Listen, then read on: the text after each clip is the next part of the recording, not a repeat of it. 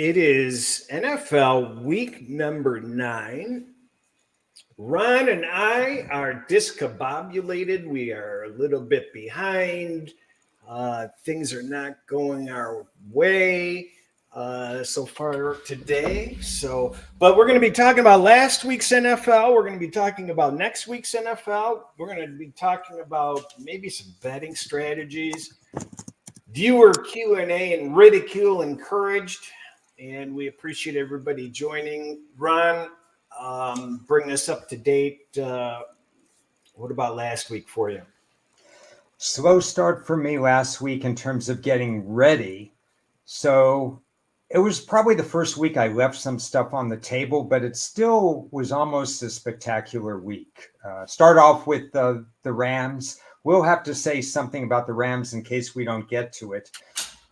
There have been 4 teams that either have lost their top 2 wide receivers or regained their top 2 wide receivers. In the Rams case, they regained Cooper Kupp and Puka, made all the difference in the world. That was a good play. I enjoyed the Rams +3. 2-2 week for me on Sunday. Could have been 3-1. We know what happened in the Washington-Chicago game. I had Chicago +1.5. It was not enough. And then in a separate category, because I put games of the year in a separate category, Pittsburgh was very good for me. And over-under was very good for me on Sunday night, which were both games of the week, games of the year kind of stuff. And I do want to talk about New Orleans a little bit later in the show. But pretty good week, but I can tell you I left 2 or 3 things on the table, but that's all right. Yeah, well, you brought up the Vikings and the Rams. Rams definitely are not giving up on the season. I'm trying to figure out, it was the game was a disappointment on my end. Obviously, I had the Vikings, couldn't get off of that horse. Didn't expect Puka to be able to have as much influence on the game as he did. Didn't even expect him to play originally, but Minnesota should have performed better. I think the Vikings are slipping a little bit, even though it was a short week and such. But yeah, I didn't like the situation for Minnesota, and then the Rams got healthy in a hurry, so that was good. Yeah, that's a good way of putting it. Healthy in a hurry. I'm writing that down. You could see how Stafford relied on them right from the get-go, because the other guys he was using, Jordan Whittingham and a couple of others, he didn't really have any chemistry with them. He just had no choice. The same way that Tampa didn't have any choice as what receivers they could go to. Philadelphia didn't have any choice when both Smith and Brown were out of the lineup for those couple of weeks. So you could get the ball to them, but you can't get the ball to them in space because you don't know what they're capable of.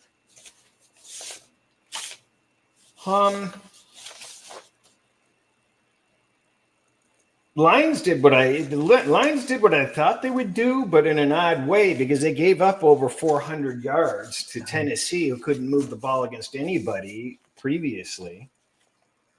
So that's a little concerning. I think based on the way the game flowed and the score, I'm not that concerned about Detroit that way. The one thing I will mention is there were 4 early cornerbacks drafted in the NFL that interested me. 2 by Detroit, both highly rated. 2 by Philadelphia, both even higher rated. The Philadelphia cornerbacks right now are outperforming the Detroit rookie cornerbacks. And I know Brian Branch is a great player. I scouted him in college and I like him. But the cornerbacks are probably the weakest link on Detroit's team right now until they can get more game time. Well, yeah, I mean, they lost how many of them, and they've had such a high turnover there. And, it takes time to get adjusting, and there's always people in and out injured. It's been tough.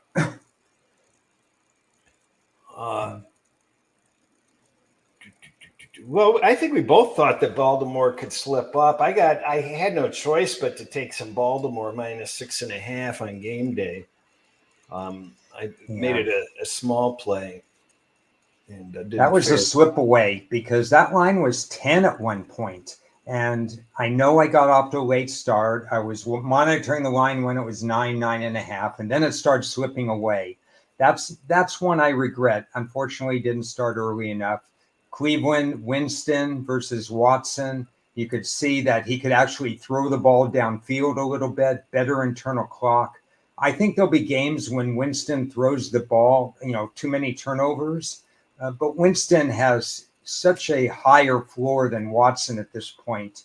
And Cleveland had won 4 in a row, I believe, at home against Baltimore, make that 5 in a row now. So a little bit of a mistake on my part not taking Cleveland early.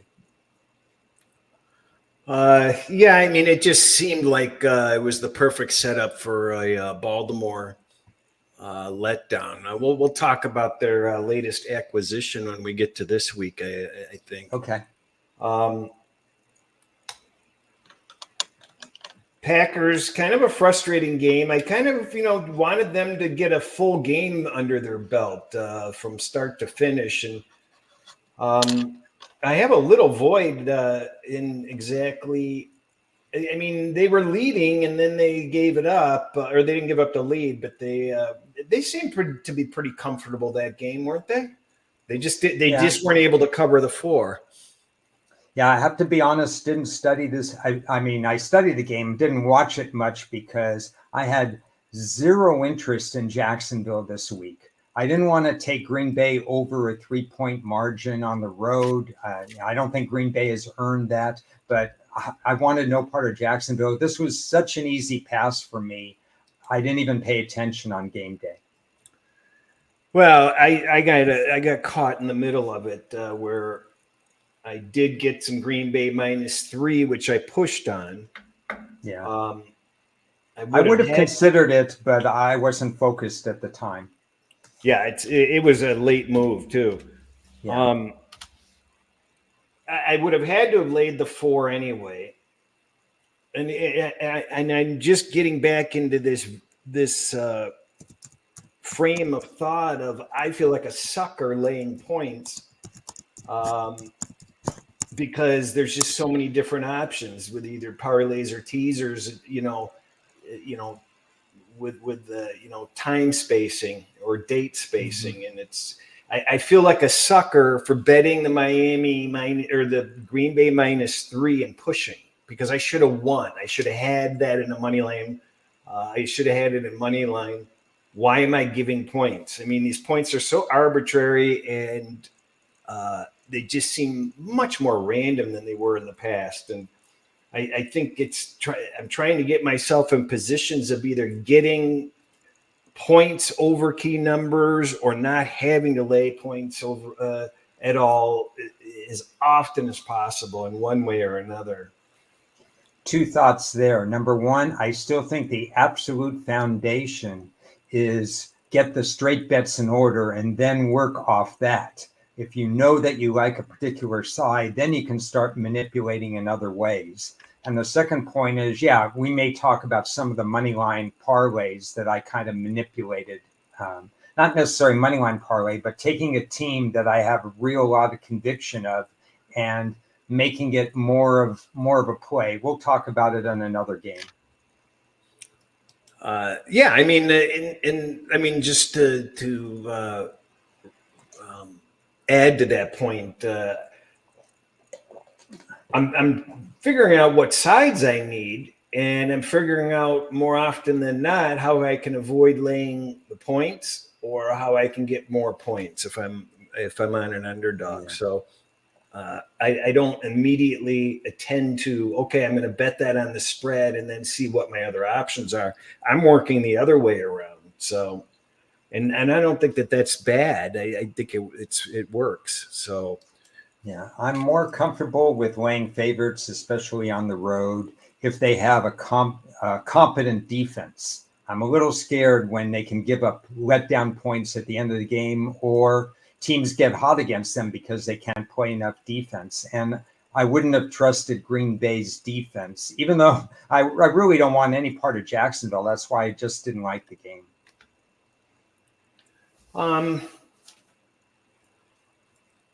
Colts and Texans. Colts, we'll talk about it coming into next week. They're making a big change for next week. And Texans have some big changes also. That game was another frustrating game. It fits the same profile. One of those favorites that you're supposed to play. Can't cover the spread, but, just feel like an idiot to be laying the points. So I lost the straight bet parts, but I had Houston all over the place in other ways. Yeah, my smallest play of the week was Indianapolis. It would have been bigger, but when I decided I should make it just a little bit bigger, the line changed, not in my favor. So I was stuck with a smaller play. In some respects, I'm happy just having a smaller play on Indy. I think they find ways to lose. If you remember week 1, Indy should have beat Houston. One could possibly argue that Indy could have, they were certainly in position to win again. But when your quarterback completes 10 passes and attempts 32, the jury is out on why Richardson may not have been the right quarterback for the NFL. I mean, everybody loved him last year when he played in a sample size of 3.5 games, and he looked like all that the short passing scheme was working. But when you really need a quarterback to win a game in the NFL, you've got to do it with the arm more so than your legs. So the jury is completely out on Richardson. So, I think those teams are just bound to play close games, but Houston has better coaching and can pull it out.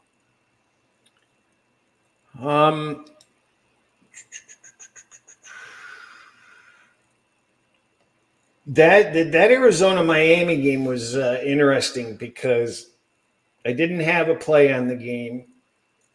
And I missed the line move. I had a little envy to that, thinking, that Miami, I should have grabbed some of that, even though it wasn't a play, with Tua being announced in. And as the week went on, I realized, there's something wrong with this game. There's literally nobody on Arizona. And I remember looking at my contest picks and looking at that game going, everybody's going to be Miami, and they are not going to cover. I feel it. I should actually take Arizona. I didn't take Arizona, but I felt pretty confident that somehow, some way, Miami wasn't going to come through. Yeah, for this game, there's a few people in the spaces out there that are smart. They like volatility. They like to. I can think of Brad Powers, for example, who the more uncertainty, the more he feels he's going to be prepared to deal with it. I kind of like certainty. You and I have talked about this. We talked about it last week with all the quarterbacks that were missing in the NCAA. I basically ignored those games. I don't want that regret that's saying, oh, I took this backup quarterback, or I took this guy and he played or he didn't play. I don't like a lot of this uncertainty. And so that's how I felt about this game. Certainly, Tyreek Hill was going to be thrilled that Tua was back in the lineup, but it didn't make the rest of Miami's parts any better. Miami still has kind of a weak link at the pass rush. They have 9 defensive sacks on the year. So you're going to let Kyler Murray run free. That's not a recipe for closing out a team at the end of the game. I kind of let it play out, really had no interest in playing the game, more of an interest in seeing what would happen in the game. Pretty thrilled to stay on the sidelines. The Bears Commanders, that was that was an important game for me because I actually I ended up betting some +3. I ended up using Washington +2.5 in the contests. And had them teased every which way. So important Hail Mary. Surprised that they played Daniels in that position because I'm just surprised that they played him. Yeah, well, I guess I am a little bit too, but I like Chicago in the spot. I played it on game day because they went as high as 2. And I ended up taking 1.5, although we'll talk about a parlay that I did with them too. So I did lose the game. Don't feel like, I mean, obviously a bad beat, but my reaction was really weird at the end of the game. And I think I'm proud of myself. I almost forgot about the bet, and I looked at the play and I saying, wow, this is unbelievable. What a great throw, what a great move, and so on and so forth. Then I remembered, oh, I lost the game. So I didn't overreact to saying, oh, I'm going to throw something at my TV, or, oh, I just got screwed on the game or whatever. It was a loss. It shouldn't have been a loss. I'm happy with the late handicap, and life went on for me. That's the way it went.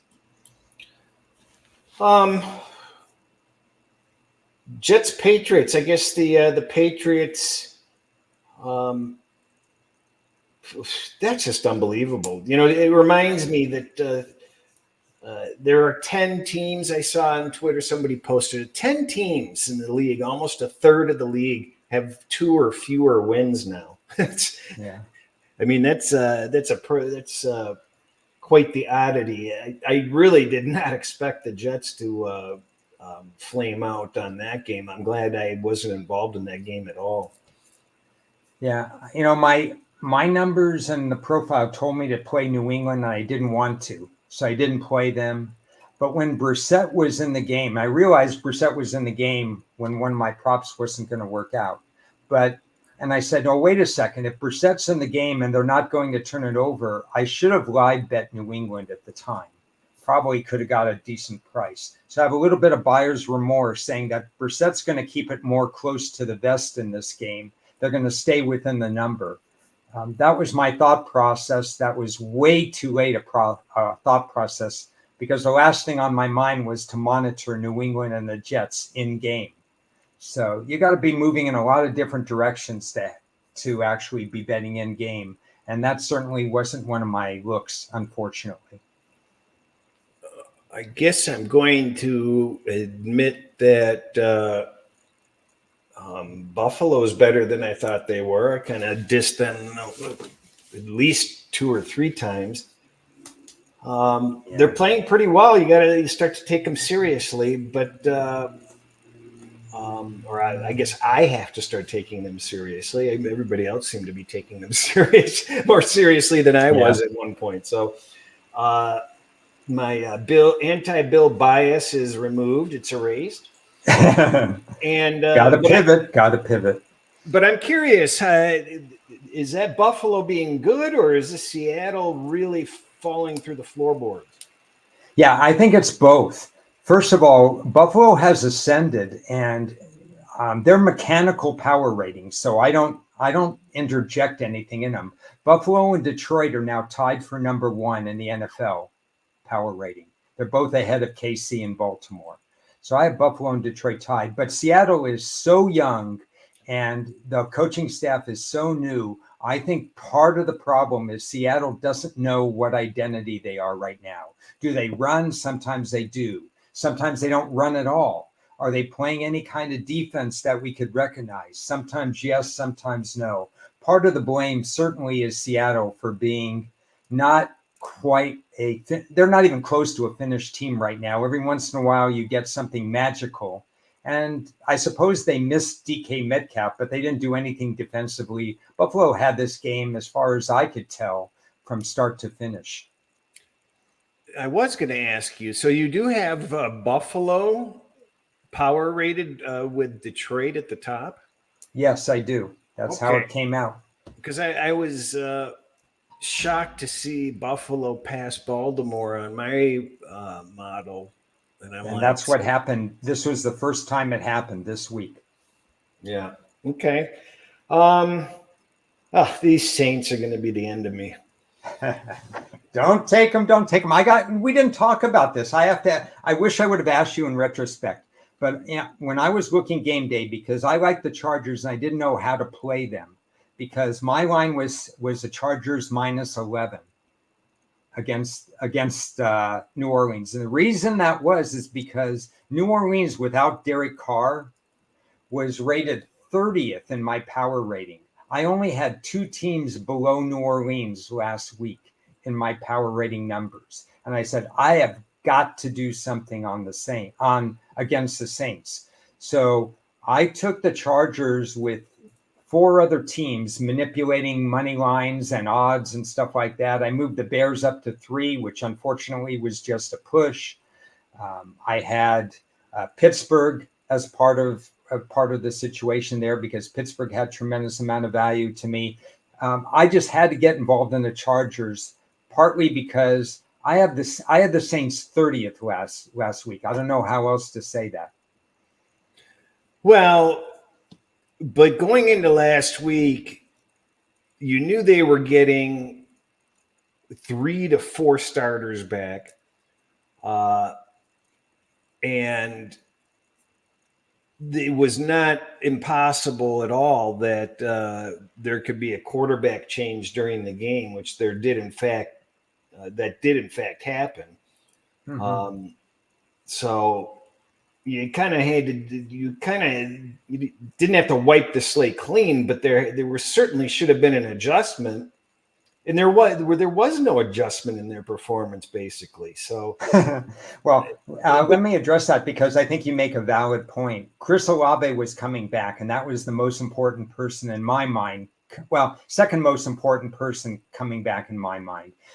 But does Cris get extra credit for coming back with a backup quarterback that he would with a regular quarterback? I think, what if Tyreek Hill misses a game and then he comes back? But Tua is not the quarterback. How much should we play into that? So I was kind of wrestling with, okay, Olave's back, but how much credit do I give him? I gave them credit for having Taysom Hill back, actually, because you know how I feel about him. The problem I had with Taysom Hill is that he was facing the wrong team. He was facing a Charger team that's fundamentally sound against the run, and Taysom Hill wasn't going to be as much of a threat in that case. And the other factor is Lattimore was banged up and he barely played in that game. And we both know how we feel about Lattimore. So I ended up not giving them full credit and instead saying, hey, this is still Dennis Allen as coach. And I have no clue as of Tuesday at 12:22 p.m. West Coast time why Dennis Allen is still the coach. Well, there were some other oddities. I believe they threw to Olave like 14 or 15 times. Kamara, I think Kamara had 11 attempts, and that's just odd. So it supports what you just said, is they weren't going to be able to get their running game going, so they were trying the short passes with these guys, and that wasn't working. Yeah, I had the better coach and I had 4 points of value. So I just had to get involved, and I didn't get involved as much as laying 7 because I'm still scared of laying that many points with the Chargers. But I think it was the opponent that dictated what I did. The Eagles and the Bengals are starting to drive me nuts. I was on the Eagles, lots of teasers. That was a pretty solid teaser game.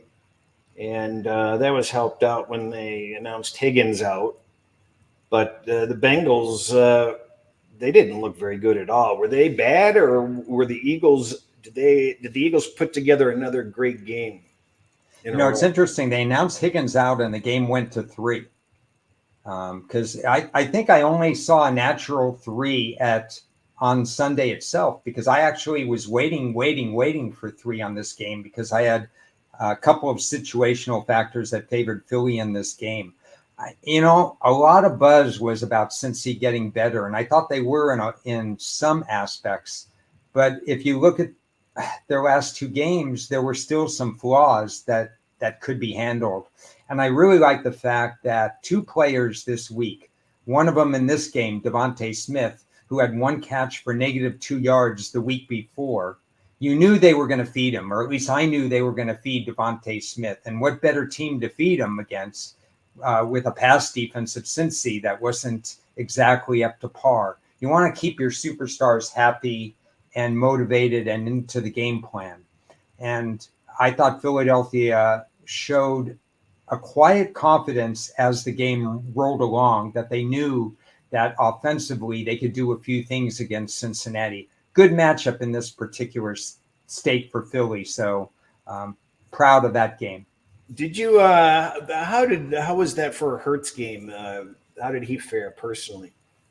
I think he fared above average, but not spectacular. I could look back at the stats. I just think he made the right decisions. I think it was more action, more words rather than act. I don't know how to. His body language was a quiet confidence as well. How he ran the offense. He made a beautiful throw to Devontae Smith that really essentially put the game away on the touchdown or the 52-yard pass. And after that, I think it was Hertz was playing with money. He was playing with house money the rest of the way. Where do you have Philadelphia in your rankings? Let me see. Because even though they're on a mini winning streak, they're kind of in a cluster of next man up. There's like 6 teams. There's 4 teams that are ahead of everybody else. Baltimore and Kansas City are 3-4. I think Kansas City is 3 and Baltimore is 4. Then there's a gap, and Philly is part of the group that's in the gap range. So Green Bay is hard to assess. Green Bay would be there. We don't know Jordan Love's complete health right now. Minnesota dropped a little for me. The Chargers are higher on mine than a lot of people. But Philly's in that next group, but there's a gap between number 4 and number 5 on my sheets. Kind of surprised. I mean, the Chiefs, the Chiefs kept that game closer than I wanted them to. I was heavied up on the Lions, Denver, and KC just to win the games, and had to. I was still worrying in the fourth quarter. Are they going to hold on here? It's strange how the Raiders seem to be able to hold them in tow and make them work hard, even with Kermit's revenge factor. Mahomes supposedly more incentivized. Yeah, I stayed away from this game because I had pointed out in one of our shows, I think the Friday show last week, that Kansas City has played very well in Vegas. Vegas probably wouldn't have that much of a home field advantage. They were a little dysfunctional. Obviously, not going to sit around laying 9-10 points or whatever the case may be. I actually thought, I talked about this, Mahomes had 8 interceptions coming into the game, and he had one more 9. He hasn't played great. You mentioned they called him out a little bit. There was some story that was going on, right, about Mahomes. So I thought personally he'd have a big game. I actually did something I'm not that good at and won at. I took Kansas City team total first half and game. And I actually got a very bad line. I had to go over 26.5 with KC. Later I saw it was 24.5. And you think, well, 25 is not going to matter. Does 26 matter? Kansas City's actually scored exactly 26 twice this year. So I guess it did matter. And they needed the extra point to get to 27. So I kind of was a little scared. I turned away. I didn't watch the extra point. I said, just tell me if they made the extra point. I was high on Kansas City's offense, but I just didn't feel, I just was concerned that even though Kansas City had edges in the game, I don't know. They don't win by margin a lot. We know that.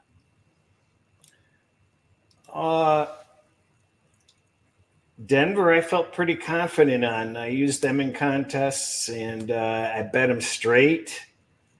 And I used them a ton of times in others and teasers and stuff. They did pretty much what I expected them to do. But yeah. I think one of the problems in my situation is now they're going to be playing Baltimore, and they've been playing a lot of backup quarterbacks and weak teams, and I'm concerned with how they're rated in my model, whether I'm going to be making the proper adjustments. Yes, I'm looking at where I have Denver rated in anticipation. I have them rated middle of the pack. So you're probably right. The reason why they've got 5 wins right now is because they haven't played the best of competition. But we knew they had a fourth place schedule going in. Uh, I had no particular interest in this game, and I know a lot of people were right taking Denver and just fading Carolina whenever they can. But I Denver hadn't earned at all being a double-digit favorite in my book. So I just said have fun with the game. There are other games. Well, I I agree with that comment that they had not earned the right to be favored by more than a touchdown, and Yeah. it just looked absurd. But as we did the show last Tuesday with Kiev O'Neill from the Odds Breakers and Tony Gordon, I asked Kiev, I go, what do you have Denver power rated? Because I looked at my number and it's like, and he said 18. And I'm like, yeah. And my numbers was even higher. So I back tested my model for double digit results. And the second half of the season, if my model tells me to play a double digit team, whether it's taking points or giving points, the record is really, really good. And it said Denver and Detroit this week, and they both came in. And I played Denver. I said I got to hold my nose. I got to play, and my line's just way too far off. So Key point you made there that listeners, watchers should ascribe to, as you said, in the second half of the season, or it's really after 7 games have been played and stuff. It's hard to trust double-digit favorites or dogs early because you're still getting an idea of what team, where are they this year? I mean, Washington, we knew they had a different owner and a different culture, but we didn't know this about Washington, how they put it together, how they've been competitive against Baltimore, how they've been competitive all season long. So you didn't know San Francisco was going to completely implode and stuff like that. So if you're taking some of these traditionally high favorites early in the year, you might get burned, as a lot of people did in Survivor. I thought I felt the range of my emotions watching the Cowboys 49ers was strange. Uh, I got involved in it by accident because I needed a last teaser leg dump game from the previous Monday, and I figured I was going to be on the Cowboy or San Francisco, and then when the numbers came out and other situations, no, I wasn't going to be on anybody, so I'm going the other way. And so I set up a nice middle on the game, but I had nothing. Sunday night football is crucial for me to run. If I'm running anything backwards and into each other, I got to use that Sunday night game. And I just was right on the number, couldn't justify voluntarily adding any plays to it. And so I was just a bystander. But I remember watching, and Dallas looked good enough. Like, why do we always poo-poo Dallas? They're okay. They're going to be okay. And, by the second half, you're sitting there going, God, they suck. It's just amazing. I mean, like it's my lying eyes tell me in the first half, hey, they're not that bad. They're certainly not going to win the whole thing, but they've got enough. They've got enough. And then by the second half, you're like, what was I drinking in the first half? Hats off to anybody who trusted Mike McCarthy and Dallas in a game that they could have won but found a way not to win. And hats off to anybody who took in the infirmary machine that is San Francisco when you don't know who's in the lineup and who's not. I was stuck on a bad number with my games of the year. I had an overplay on this game, Dallas-San Francisco, which was not a good number, but it won. So I expected, of course, when I made that bet, that there would be a Christian McCaffrey in the lineup, that there would be a Brandon Ayuk in the lineup, that there'd be a healthier Dallas. I even expected that Dallas would actually find a running back from the scrap heap and not go with Ezekiel Elliott and all his friends. So that's when I bet it in August. So I escaped with an over-under win, but I had no interest in come game time, game week. I had no interest in this game at all. Last night was a very good game. Had both sides, and everything fell right in the middle. But very easily things could have been different. That punt return touchdown changed the complexion of the game. Wilson throws these pop ups. I don't know how they don't get intercepted. He threw that one ball. I mean, but and then they had him passing and running situations, and Daniel Jones, the 2-point conversion. I mean, that's one of the worst plays I've ever seen, and that's saying something. There was a lot of lucky or bad football in this game. I mean, there was some good football also, but what was your take out of last night's game? Yeah, you've mentioned it in the past, how Pittsburgh sometimes plays up or down to the competition. This was a game if played on a Sunday afternoon. I would probably say Pittsburgh's in really danger of losing. But this is 22 in a row at home now, Pittsburgh on Monday night. And you're asking Daniel Jones to win a game with his internal clock on a Monday night? Good luck with that. I didn't have a bet. I didn't have a traditional bet this week on Pittsburgh, but I had the game of the year. I had Pittsburgh Pittsburgh -4 in the games of the year when they came out. I thought that was, I know a lot of people didn't think Pittsburgh was going to be that good, but Pittsburgh on a Monday night against the New York Giants, I thought 4 was a soft line in August. And then I had them in a part of a money line parlay as well with the Chargers in Pittsburgh. Just Pittsburgh win the game against Danny Dimes and the New York Giants. I just felt, even though Pittsburgh wasn't playing up to expectations, Pittsburgh has a problem in the red zone. We saw that. You can't really trust Russell Wilson's internal clock either in the red zone. But they're going to find a way to win against the New York Giants, and I felt comfortable if I didn't have to lay points, Pittsburgh would win the game. Yeah, that's the first time they've covered a 6-point spread since Roethlisberger left at home. And my numbers were much higher than 6, and I said, I am not laying 6. I don't care. Not going to do it, and I didn't. So my number was 10, so we were in alignment, and I didn't do it either. But would you make anything out of Tomlin's personality change over the last several weeks? I mean, he's been caught on camera, giving the thumbs up sign during a game. He's been more jovial. There's a definite difference in Tomlin. Have you picked up on that? Do you think that that's a positive, a negative? Maybe it's personnel related. You need to handle players differently. They all have their different touch points. I think you have to coddle Russell Wilson a little bit. You have to make sure that you're bringing out the best in him. I will say this, questioning Mike Tomlin is a futile effort on my part. I wasn't thrilled that they made the change to Russell Wilson.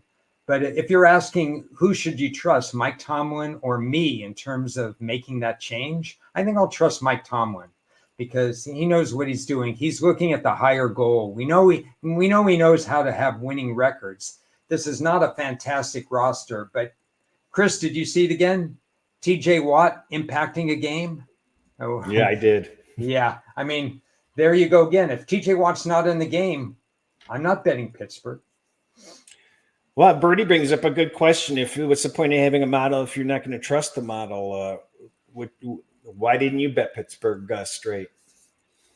Well, I did. I mean, it's the same way that is this called manipulating the model? For example, I have the Chargers favored by 11. They were only favored by 7 against New Orleans. So if I use a money line parlay with the Chargers, I'm getting 11 points of value, not 7.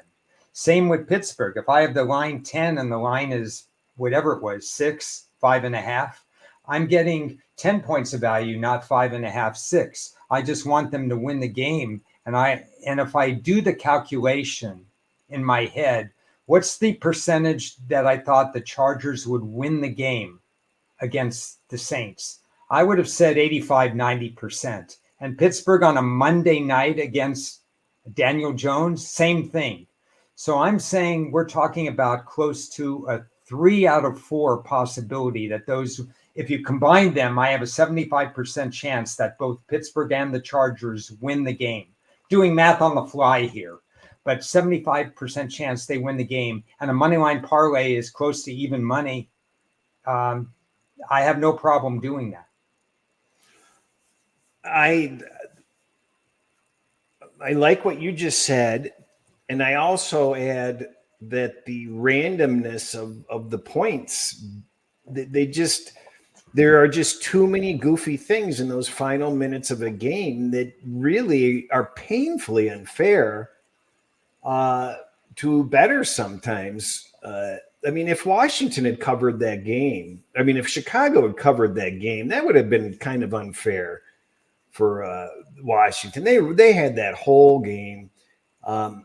But I mean, that's part of betting on sports and stuff. But I think it really does it boil down to this at all? You've been doing your thing for 40 plus years. And it's funny because I hear the Colin Cowherd promo where he's ridiculing some guy for lecturing about finance because he's a Bitcoin guy. No thanks. He'll trust Warren Buffett. And it made me think and correlate the two. Whereas, at what point do you have to evolve? I mean, you can't. You know, if you've got something that works, then you stick with it. If it isn't broke, don't fix it. But at some point, the times change, things change, and new opportunities arise. More knowledge becomes, is gathered. There's a new inputs.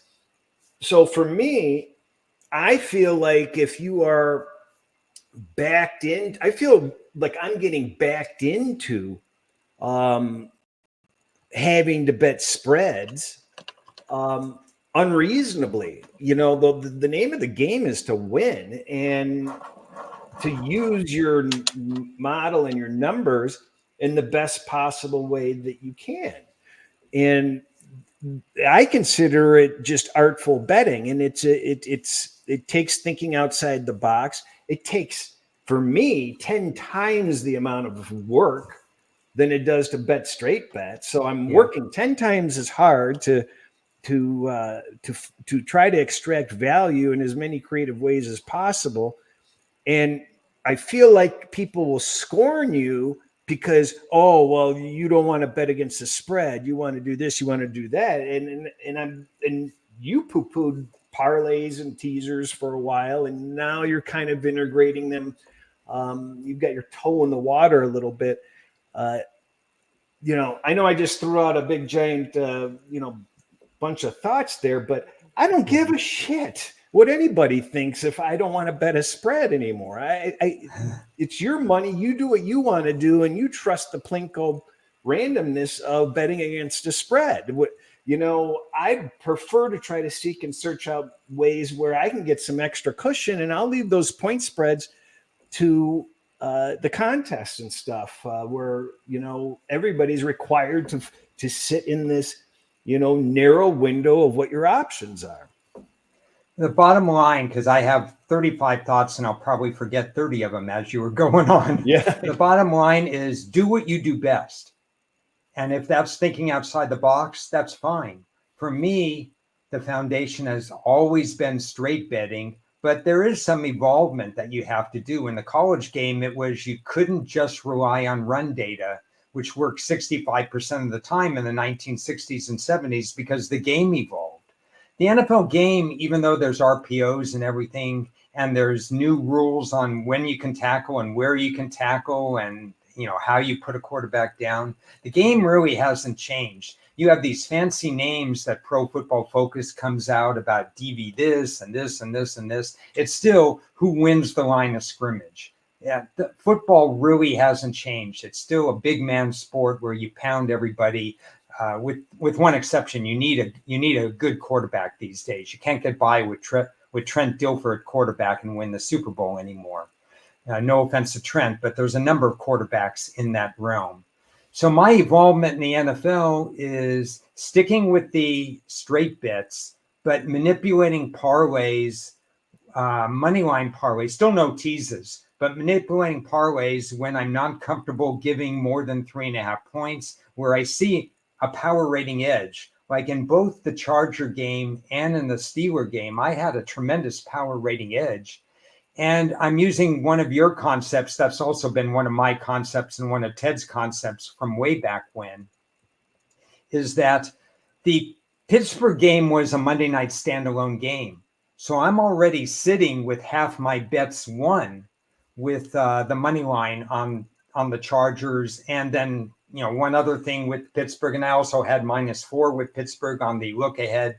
So if I wanted, I could have middled and hedged and did all I wanted to do. And I might have considered that, but I didn't in this particular case because I just believed on Monday night the Giants would not be up to the task. But I created an opportunity where I had that option, just like you had that option when you have half your bet hit and you have another time zone happening.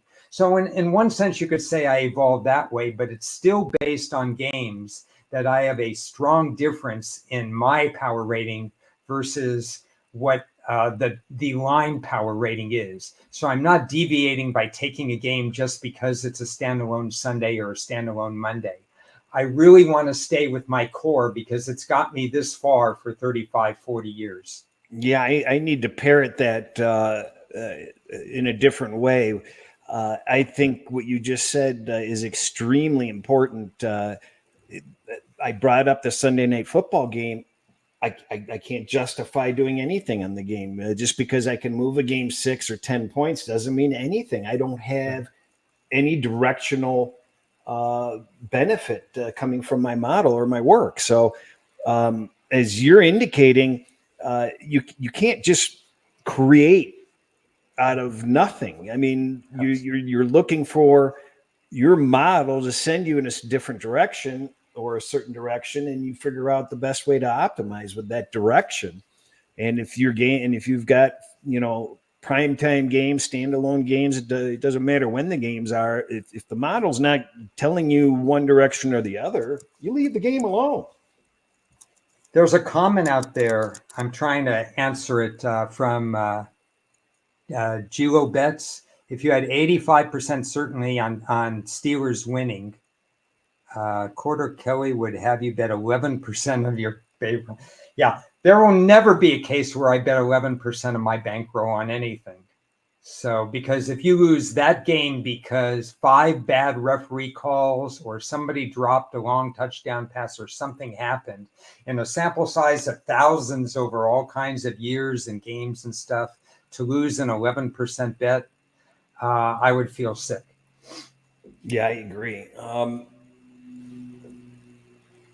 This is a good question too, is how big of a power rating discrepancy would you have had to have to bet Pittsburgh? I mean, normally in the NFL, 2.5 points. And if I have a dog, that's 2.5 points off my power rating line with no injuries and other situational factors involved, 3 games in 10 days, or whatever the case may be. If all other things are equal and the line is 2.5 points off, I will bet every single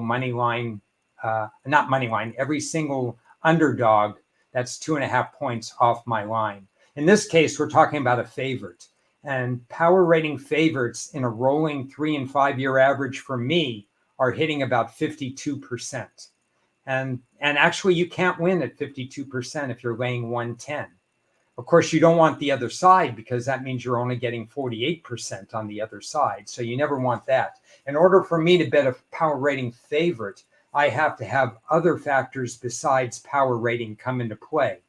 And maybe they would have with Pittsburgh against the Giants on Monday night. But I need more than just a power rating to be different than 2.5 points if it's a favorite. It's just the way my power rating favorites have happened over time because the league is so compact that any given Sunday, a lot of the teams can beat other teams. I've just found that my power rating favorites, they haven't been as productive as they used to be. Yeah, and that goes right into the following question that it sounds like perhaps it is getting overcomplicated or overthought if your model has been money for years and years. But I contend, well, that's exactly why we're doing or that's exactly why I'm doing what I'm doing, because when you get used to your model and the results and such, and you get a feeling or you notice that things aren't quite the same, that the behavior of the results are kind of shifting. There may be more variance involved. There may be other external factors. The game itself is going through an evolution. The game is always morphing. The last thing you ever want to do is just have a model and you just never question it or tweak it or respect the fact that it can change, the value can change like that. So most great models, most great systems end up at some point flaming out because of adjustments, because other people find the same information. Yeah. So that's what happens to team trends and all that other stuff. They do flame out over time.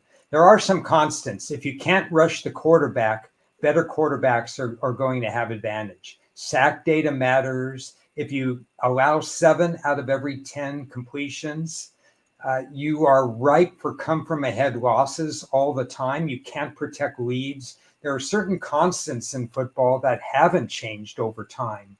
But I will add to this, whether you have a long time model, whether you're confident, whether you're hitting over 60%, I've had 2.5 really good years right now with the NFL and college. That doesn't mean that in a low sample size next week, I don't go 1-7, because everybody has a bad week. And I mean, everybody has a bad week.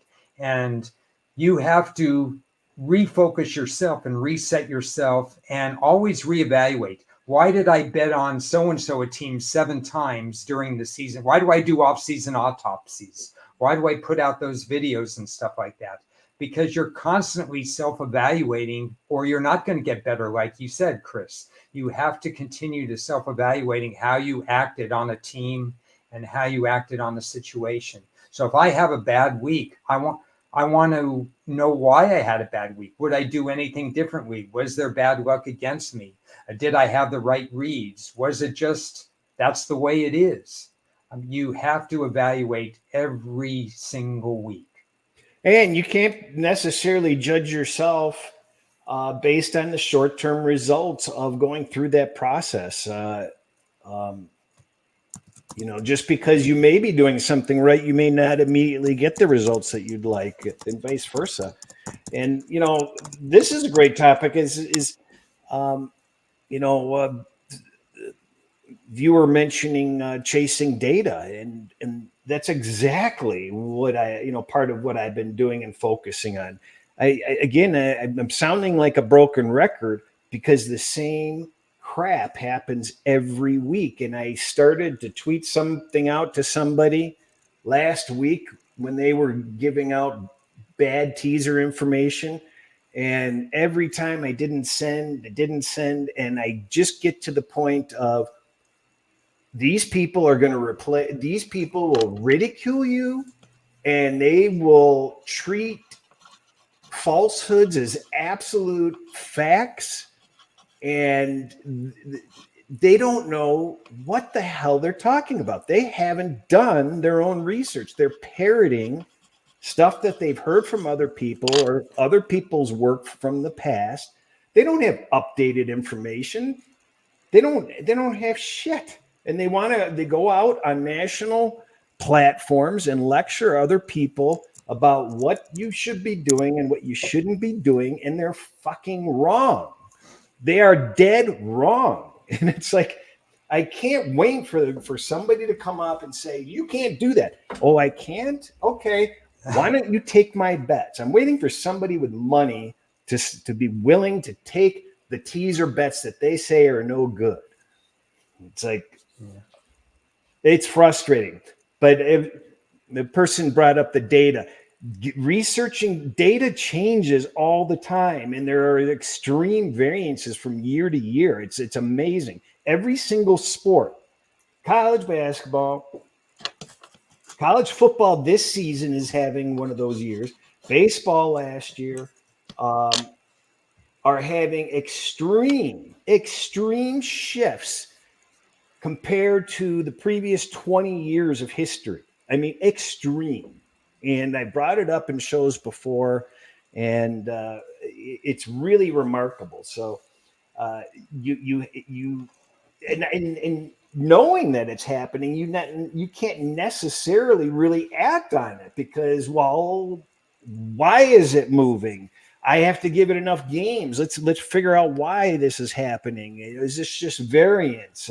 Is it going to correct like it has the last 20 years, or is the whole season going to finish as this one-off year? And then what about next year? Are we going to go back to the 20 previous years, or are we going to be on the one-off year? And what caused all those changes? So there's a way to be lazy. Landmine of pitfalls. There's a way to be lazy in week-to-week analysis, and maybe you're saying that you have to work 10 times harder because you're looking for alternative methods for whatever. And this year, I feel like I'm about a half day to a day behind. Now, some of it is because I'm traveling during the week, but the other part of it is there's some extra data that I'm looking at. There's a lot of people who do not do box score analysis.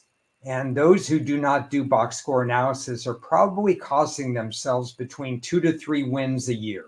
That's my opinion. And you say, okay, if I'm betting 10, 12 games a week, what are 2 to 3 games a year? What does it matter? It's huge. It matters to me. It should matter to everybody. When you see a team that's -6 turnovers, like SMU, yet they still won the game at -6 turnovers. When you see Devontae Smith get 1 catch for -2 yards, or Cortland Sutton not even catch a ball, you know that Denver is going to feature Cortland Sutton the very next week. So either you use them in props, or you determine what's the effect that can Carolina cover Cortland Sutton. And the answer is Carolina can't cover anybody. So of course, if they're going to throw to Cortland Sutton, that's going to be a win situation.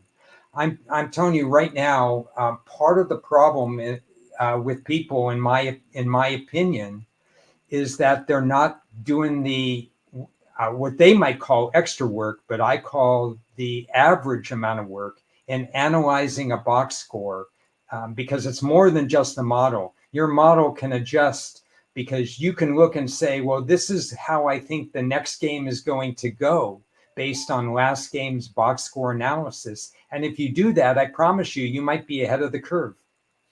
Yeah, you know what? You're 100% right. I'm guilty of.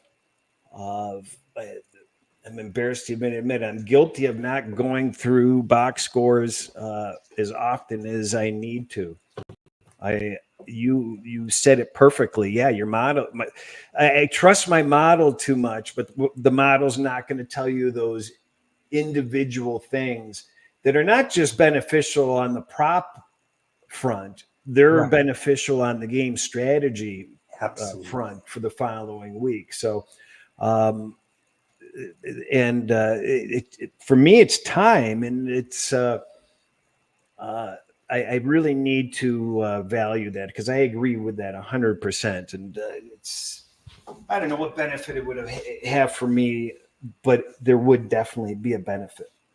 And that's why when you and I talk on Tuesday, how much have I done? I said, well, it takes me the better part of a full day to go through box score analysis on college, because I do my running data based on box score analysis, not what I see.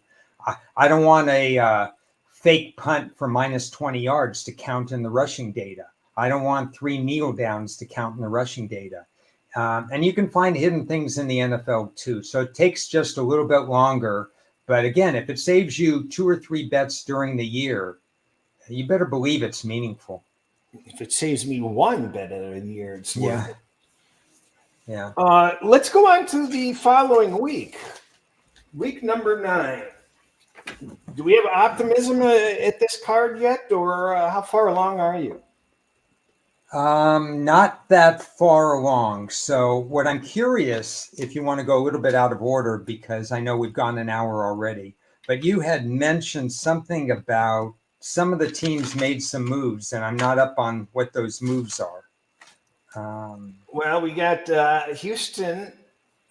Diggs is out for the season. Is that right? Yeah. Wow. All right. Well, that's good in the prop market for some of us. Baltimore got somebody, you said? They got the guy, the receiver from Carolina, Dante, whatever his name is. Oh, they got Johnson? Wow.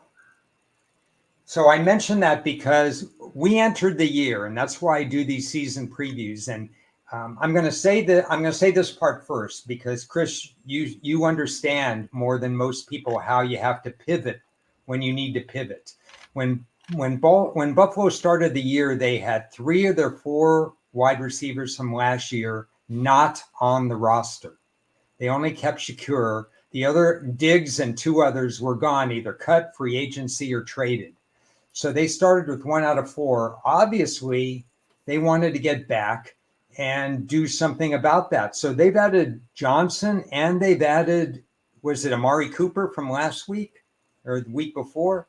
So they just have new toys now. No wonder Buffalo is ascending. Well, no, Baltimore got him. Oh, I'm sorry, Baltimore. So erase that. But Baltimore. Okay, well, look at Baltimore. Baltimore's number 2 receiver is that Rashad Bateman. So they just upgraded over him.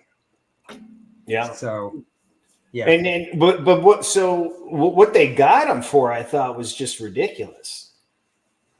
What do you think he'd be worth?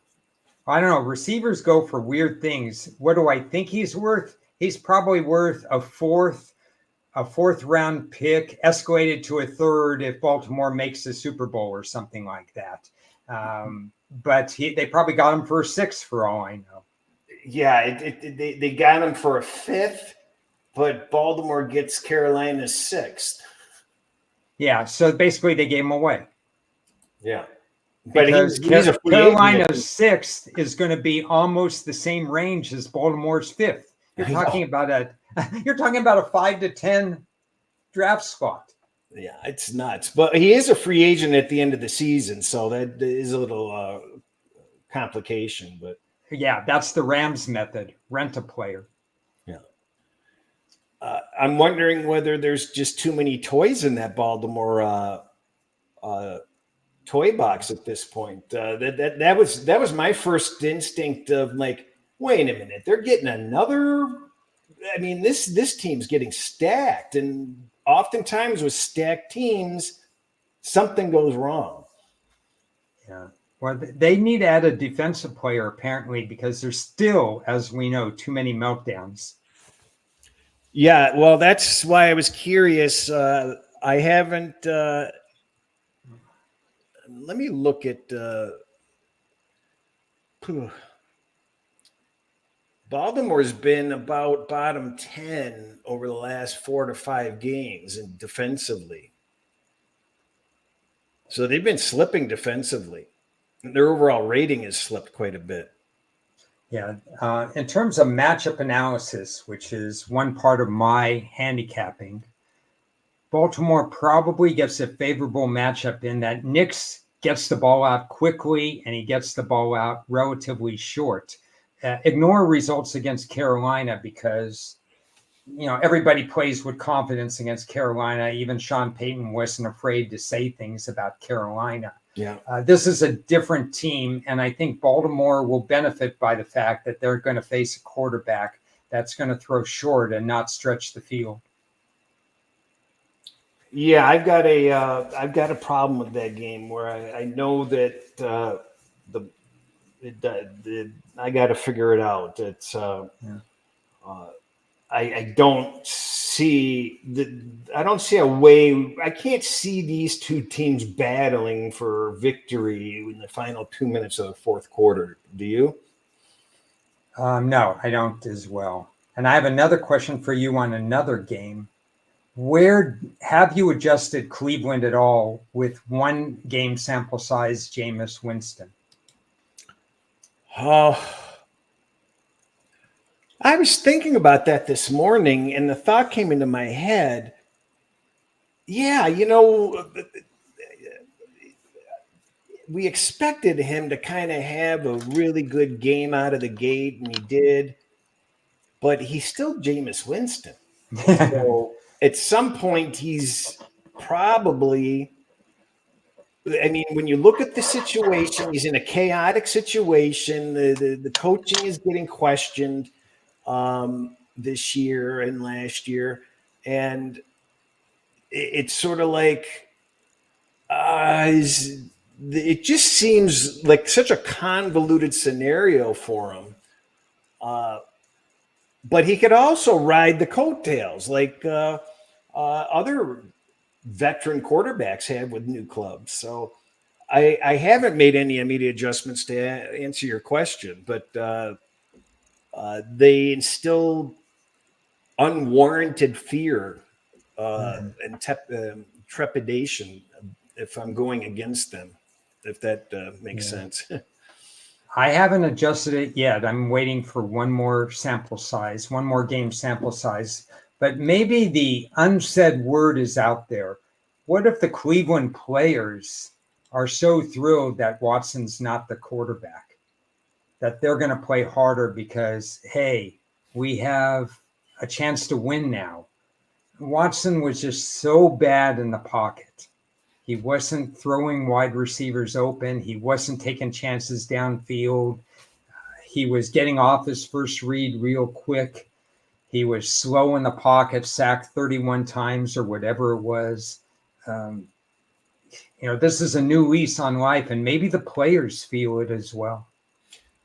Yeah. So my question to you is, you have made no adjustments. What do you have the Chargers Browns line then? So my line on the Chargers Browns was 3. Chargers 3. But again, part of it is because I think I have the Chargers higher rated than a lot of people, because fundamentally the way they play the game is such that they're a pest defensively. What have they allowed? 12.5 points per game, something really, really low. Their stat sheet doesn't cry fantastic defensively, but they don't beat themselves defensively. Where do you have Cleveland rated that you'd only have these teams 3 points apart? I mean, you were very high on the Chargers last week. Yeah, very high. But I should say very high on the Chargers, but very, very low on the Saints. I mean, even after last week, Cleveland can't get out of the bottom 5 offensively. Yeah, well, how much of that is Watson, though?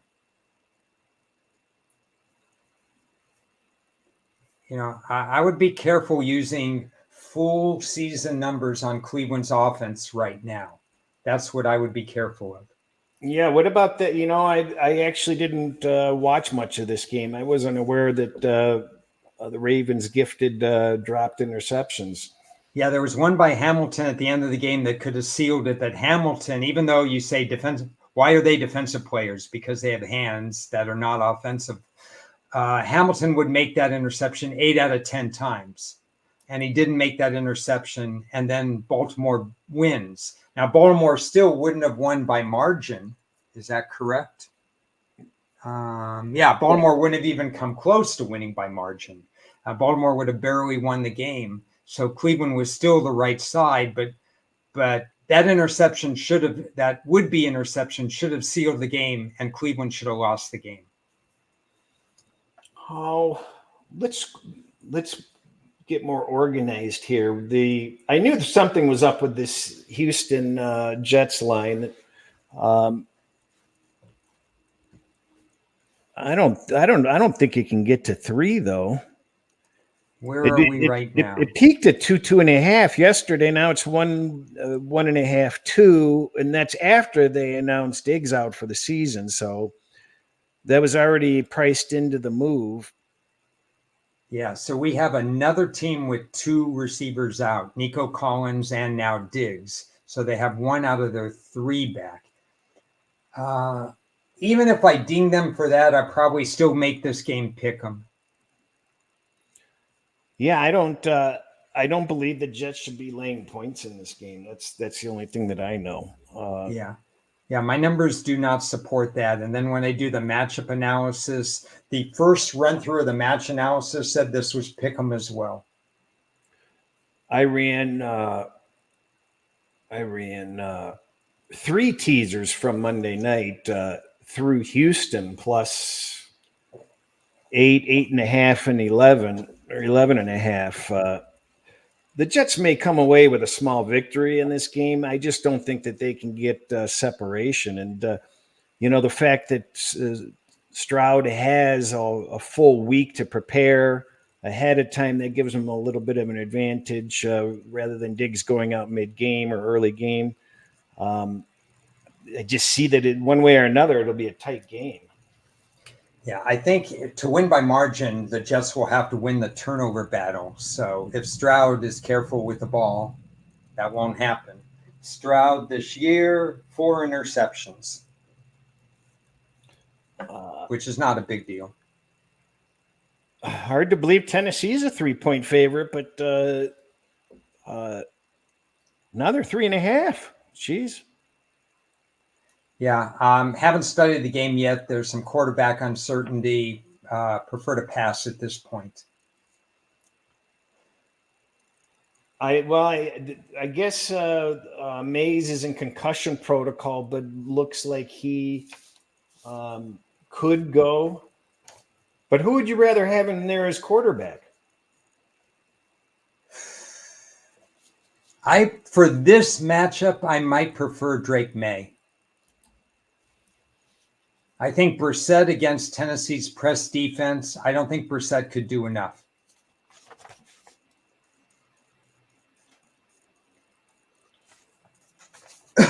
I don't feel comfortable with this game right now. Yeah, I don't. We already talked about Chargers Browns. So this assumes that the Saints are 7, right? Yeah. Okay, so how much is Derek Carr worth to you over either of the other 2 quarterbacks on the Saints roster? I mean, you hate to say it, but because those quarterbacks are negative and he's a small positive, I mean, it adds up. I mean, it's certainly. I'm not sure what this line is factoring in. Is Carr likely to play, or is he just? If Carr doesn't play, this line is ridiculously bad. Yeah. But I mean, I feel like this is a Carr's in line. It has to be. I made 5.5, just to let you know. 5.5 points of difference between Carr and the backups. I was going to say 5.5 myself. Yeah, I think I think I'm erring on the side of giving Carr a little bit too much credit, but I just want to do. I cannot justify the Saints being 7 anyway. Yeah, scares me. But I think the books really want somebody to bet Carolina because no one's bet Carolina for weeks. Well, they're supposed to get a bunch of people back again. I said that last week. It's at some point they get players back and they become a professional team again. Yeah, Hector says 4 points for Carr, and I'm not discounting that. I think really 5.5 would be the ceiling. But I'm trying to give the Saints credit to get them up to whatever they could get to. But I cannot justify a 7. I can only anticipate it as the books need Carolina action. Yeah. Boy, asking for it on the Saints is tough. Yeah. So I noticed Tyreek Hill I think I forget how many weeks in a row that he hasn't even finished in the top 30 wide receiver statistical, like whatever their number they come up with Yeah. each week. This guy is off the reservation, becoming like unhelpful. What the hell's happened to this guy? Yeah, I think Miami. Well, they scored 27 points, so obviously they welcome back Tua because your offense couldn't function without him. But they play Miami twice every year, so they're aware of how to play against Tyreek and how to play against Waddle. Doesn't mean Tyreek can't beat him for a big game, but it's another chess match between two teams who know each other. They played 3 times last year, once already this year. So they played 4 times in a 13-month span. May not be a get well quick for Tyreek this week. Oh, Dallas, Atlanta. It's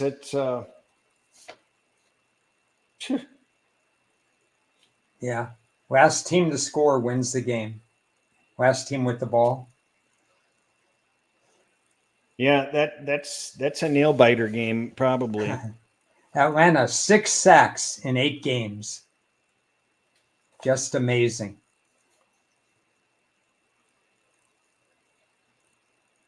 We talked about Denver, Baltimore a little bit. I just, for everything that Denver's done, I don't like Knicks's ability in this particular game. So it really comes down to me. Denver has 30 defensive sacks, which is a hell of a lot for half the season. You wouldn't expect to hear that number from Denver. And you mentioned they've been playing some maybe backup or not great quarterbacks, but 30 sacks is still 30 sacks. That's where they're going to have to do damage. They're going to have to get to Lamar Jackson.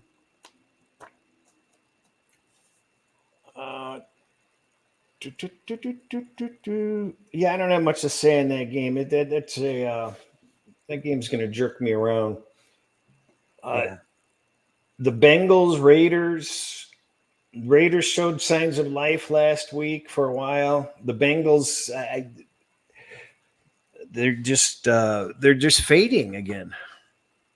Yeah, at the current point spread, I really don't have much of an interest because I could find fault with both teams.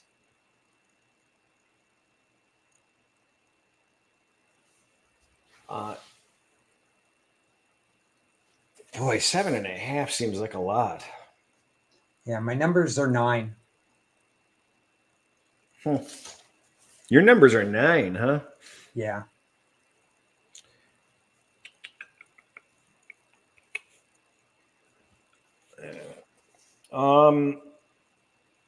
Yeah, somehow I've got the Raiders closer than that to the Bengals.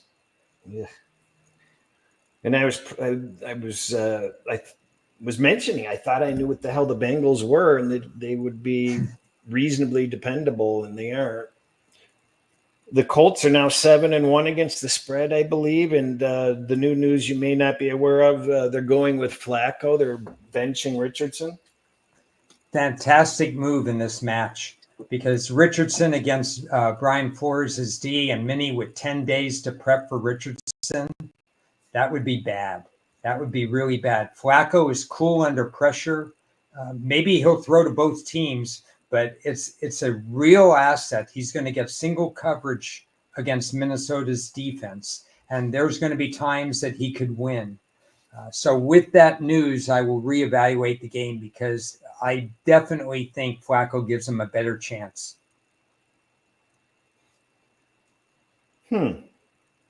Also, probably makes for a higher scoring game, by the way. Have you noticed any Viking special teams anomalies? No, it hasn't come to my attention. I would have to pay. It's probably a good to-do list thing for me to take a look at that.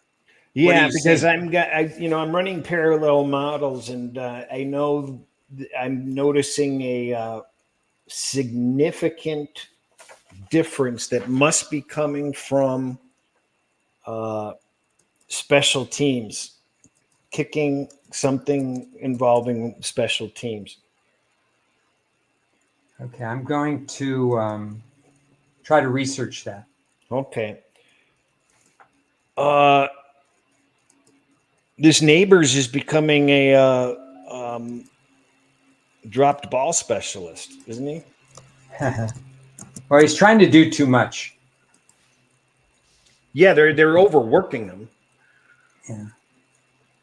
They didn't Washington have something like 7 field goals against them in the first game? I think it was 6. Didn't they win 18 to Yeah. 15 or 16 in game 1? Yeah, son. I think they didn't get it in the end zone, if that's correct. 21-18. It might have been 7. No, it was 7 then. Yeah.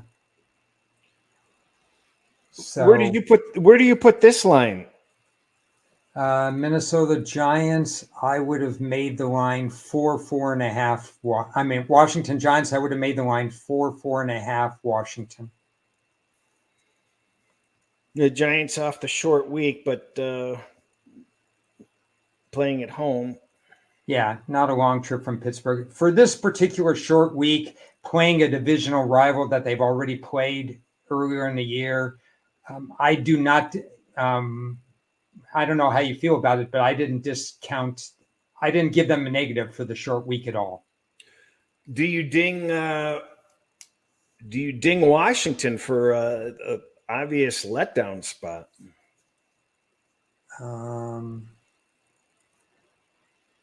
It is an obvious letdown spot because of the way they won, but it's a divisional game, so probably I do not.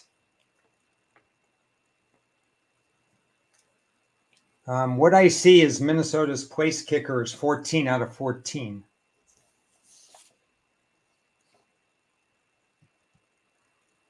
Has to be something negative coming out of it.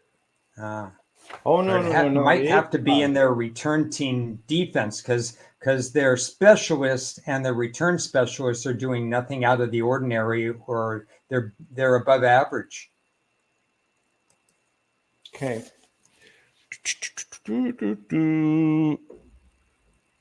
I'm surprised that line's a week 3.5 on the Washington. Yeah, I think to be honest, I would lean to the Giants at first glance. Chicago, Arizona. You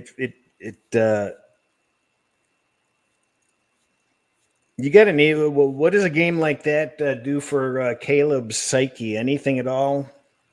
Caleb's emotional. We saw that at USC and at the end of this game. So that's Caleb being Caleb. Yeah, that's why I'm asking you, because you're more familiar. I know he's kind of a tampon. Yeah, and he's a kid. He might be 22, 23 years old, whatever. So he's still a kid. They'll rein him. The whole team has some damage control to do based on what happened at the end of the game. And Arizona's not a complete team either. So on the surface, it's a toss-up game.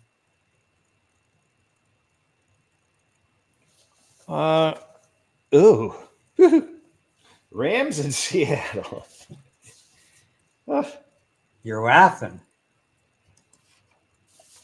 Well, I had to throw. I needed another teaser leg last night, and I threw in Seattle. The same thing as I did with Houston, over a touchdown and over 11. I feel like they should be able to stay in a divisional matchup like this. They should be able to keep the game close. So something you pointed out in the past, and I didn't necessarily dispute it, but I thought it was more situationally, because I still like Seattle, especially as a home dog in a lot of cases. But what you pointed out, that Seattle hasn't always fared that well at home. And this year, under the new staff, they have not fared well at home. In fact, they just lost to Buffalo at home rather convincingly. So I think the Rams are the Rams are just a better team. What do you make that line then, sir? 3? Well, the problem is, according to I have the power rating on the Rams circled because I have not yet made a necessary adjustment. So my original line was Rams 1. So, and that's pretty much what it is. So the question is, do I reset the Rams line based on getting healthy? Cluster injuries to a position matter to me. And so the Rams getting both of their wide receivers back obviously mattered against Minnesota. But I usually use 2 games to reset, not 1. That's why I'm waiting on this one and waiting on Cleveland and Jameis Winston. So if the Rams perform in this game, the Rams are going to get an extra bump in their power rating. Why wasn't Minnesota able to have their way with the Rams defense last week? I think we over-evaluated Darnold in some respects. I know they have great receivers. They have Jefferson. He made some fantastic catches in the game. They have Aaron Jones. But the Rams defense had a slight mismatch against the Vikings offensive line. And then the Vikings obviously lost their left tackle during the game. But there was always going to be advantage Rams in terms of the pass rush. And that's how you have to get to Darnold. You have to fluster him a little. Darnold has never been a high percentage passer. He's improved under the situation because Minnesota's coaching staff is very good with quarterbacks. So Darnold's in a very good situation. But their offensive line, when they get tested, that's going to be a problem. Yeah. Did he throw any picks, or did Darnold do anything dumb? He did not throw a pick because I know that because I lost that prop. Okay. So, I mean, I guess maybe I think you kind of touched on it, that he's been kind of amplified a little bit, and he's just meat and potatoes. I think he deserves the second, third, fourth chance. I think he's a capable quarterback, but by no means do I think he's ever going to make a top 10 quarterback. And he's never going to be a high percentage passer. He's helped by the fact, we talked about this, Aaron Jones was a great acquisition to help Darnold, because Darnold would be nothing without Aaron Jones, in my opinion. That's funny. I'm looking at this game, I can't figure out what the hell's going on with it. The total's bouncing around. There's 47 and a half and 48 and a halves on some news of some sort. I think Love's going to be able to play from the last I heard, isn't he? Yeah. So again, I have not handicapped this game because I'm waiting on Love news. Hawkinson is back this week, finally. Yeah. So I can't help you on that game at all right now.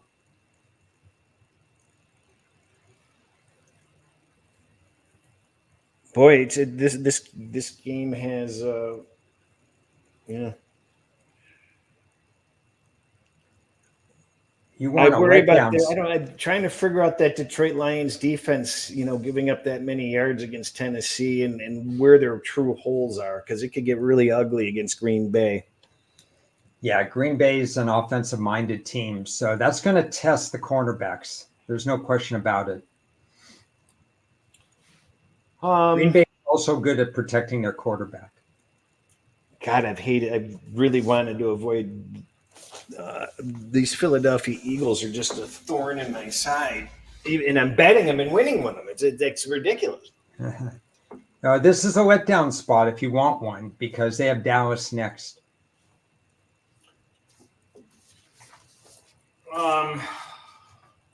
Again, I don't want any part of Jacksonville, though.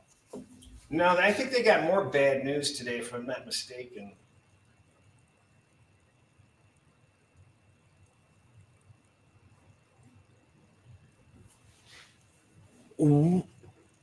Philadelphia made a huge climb, a shocking climb.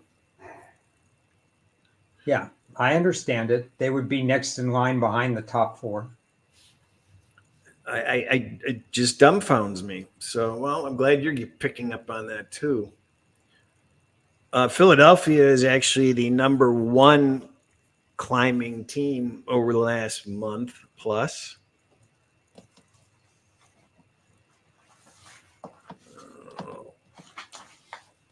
And they're doing it defensively,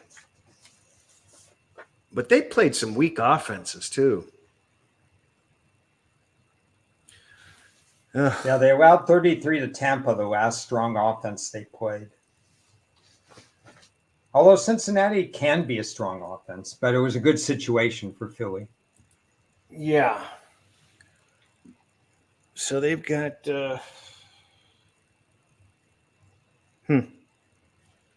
And all right. Monday night, my line is 9, and the line seems to be 9. The line is 9 and 8.5. And I have a line very close to that. And boy, it just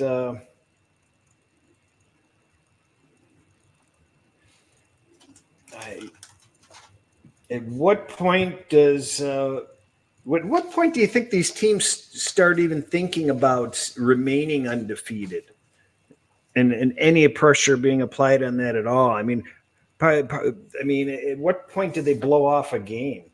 I mean, at some point they're going to have to decide we're never going to blow off a game. You know what I mean? Yeah. Well, it's not going to be this week because they're Monday night. They're obviously under the spotlight, standalone game. That's the least thing on their mind for this particular week. But, though that means I don't have their schedule in front of me. That means if they play next week, they have a short week.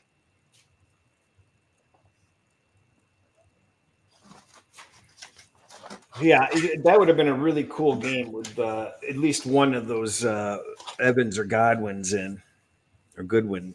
Yeah, as of right now, I'm not even thinking about that game as a play. No. Anything else on your mind, sir? No, I'm off. Going to be doing some things. We'll check back on, I'm sure before Friday, but on Friday for the next show. Maybe have some more crystallized opinions. But one thing I did like about this particular show is what we did, especially in the first half of the show. Talked a lot about process and a lot about some of the things that were on your mind and my mind as far as how we approach games and stuff. And I think that's the kind of stuff that people could use all the way around. Don't cut corners. Look at the box scores. Do what you feel is your strength and build from that. Yeah, I think that's sound advice. It's I don't know. How did you do in college last week? Almost ran the table. Kansas State, talking about money lines. I had 6 money line parlays. They all won. But if Kansas State doesn't win that game, 3 of them go down in flames, and then that changes things. But California was a big play. USC was a big play. There were a lot of good reasons for that. I lost with Kansas State at night, and I think I threw in Kentucky, which lost. There were some on the fence games that lost, and they were all at night. Kentucky got a tie with Stanford, but it was a very good week. Thursday, Friday, Saturday is very good week, and it was a low volume week. I didn't do very well. Somebody just brought up the Lions were the only team in the top 5 in offense and defense. And that was the case. And I'm just quickly searching here. This is actually.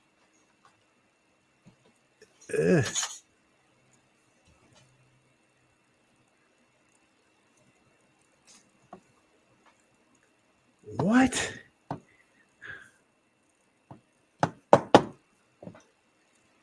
Wow.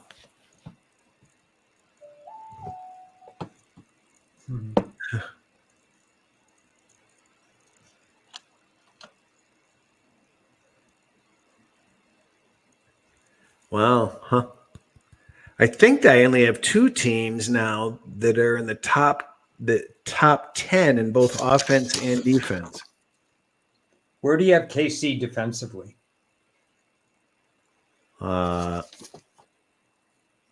7. Okay, I have them higher. I was just curious.